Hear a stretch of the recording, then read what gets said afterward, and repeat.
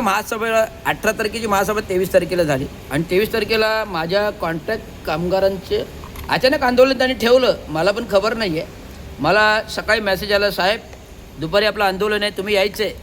हो म्हटलं मी येतो. बघ, जिथे कामगारांचे प्रश्न आहेत तिथे रवींद्र शिंदे हजर असणार. भले तो जेवलाय नाही जेवलाय त्याची पर्वा नाही आहे, कुटुंब आहे फॅमिली त्याची पर्वा नाही, प्रथम कामगारांचे प्रश्न. आणि ज्यावेळेस आंदोलन झालं तेव्हा मी सक्रियपणे घोषणा आंदोलने भाषणं दिली आणि आंदोलनाचे विषय पत्रिका विषय मी महासभेपर्यंत पोचवले. आणि महासभेतलं प्रथमतः हनुमंतराव जगदाळे हे सभागृह नेते आहेत, ज्येष्ठ नगरसेवक आहेत, मान सन्मान आहे. साहेब याला कुठेतरी तुम्ही प्रश्नातला वाचा फोडा असा संदेशही दिला, शिपायामार्फत पत्र पाठवले.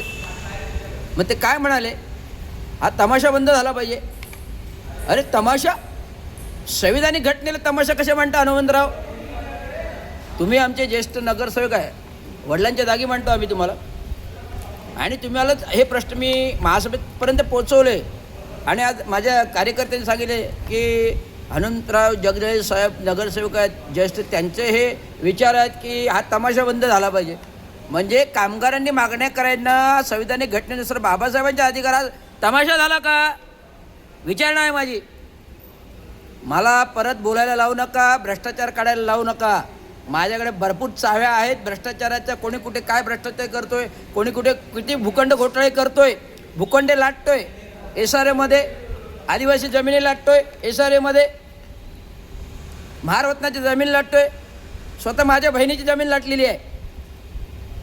मी तुमच्याशी संयमाने बोलतो, संयमाने येतो. कामगारांना तमाशा बोलायचा नाही. कामगार आहे तर महानगरपालिका आहे, कामगार आहे तर महानगरपालिकेतलं क्षेत्र ठाणे महानगरपालिका स्वच्छ राहते. लक्षात घ्या, रोगराई पसरत त्यांच्यामुळे नियंत्रण येते. पावसाळ्यामध्ये आपत्ती परिस्थिती आली, पाणी जिरवायला कोण होतं? कामगार होतं ना पुढे बांबू घेऊन. तुम्ही तर फक्त प्रदर्शनं पाण्यात फिरून करत होते. महापौर बाई होत्या, महापौरांशी आत्ताच बोललो मी. अरे आपल्याकडे उपाययोजना आहेत, ते वापरा. मी पाण्यातून गुडगावर फिरलो, तुम्ही पण सांगता गुडगावर फिरलो. म्हणजे कामगार अशा आपत्ती व्यवस्थापनमध्ये काम करतो. आता शिक्षण मंडळ महापौरांकडे आलं मी होतो.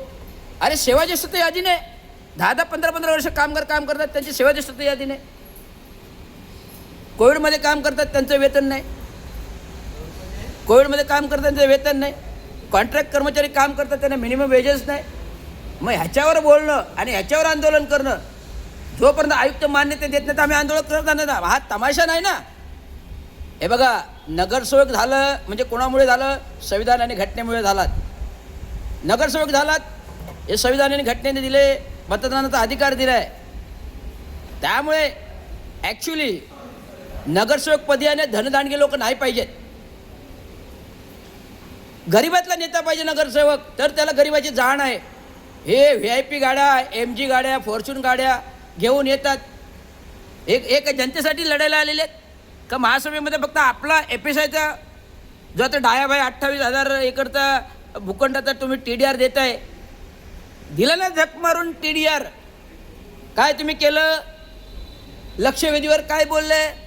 अवमान याची का हे बोलता येणार नाही का? नाही, तुम्हाला टेक्निकल तांत्रिक मुद्दे आहेत ना. डायाबाईला FSI नाही देऊ शकत, तांत्रिक मुद्दा आहे. अरे जे मुद्देच बोलता येत नाही, जे आपल्या फायद्यासाठी पक्ष बदलतात, त्यांनी कामगार तमाशावर बोलू नये. कामगार अजून काहीच तमाशा नाही. गडकरीसारखं पडदा उघडला ना तर फार भलं मोठं नाट्य निघेल भ्रष्टाचाराचं. कोणी कुठून खंडणी घेतं, कोणी कुठून पैसे घेतं आणि SRAच्या जमिनी कशा लाटतं, हे संपूर्ण पुराव्यांती माझ्याकडे आहे. मी तुम्हाला सांगितलेलं आहे, पाठवलेलं आहे.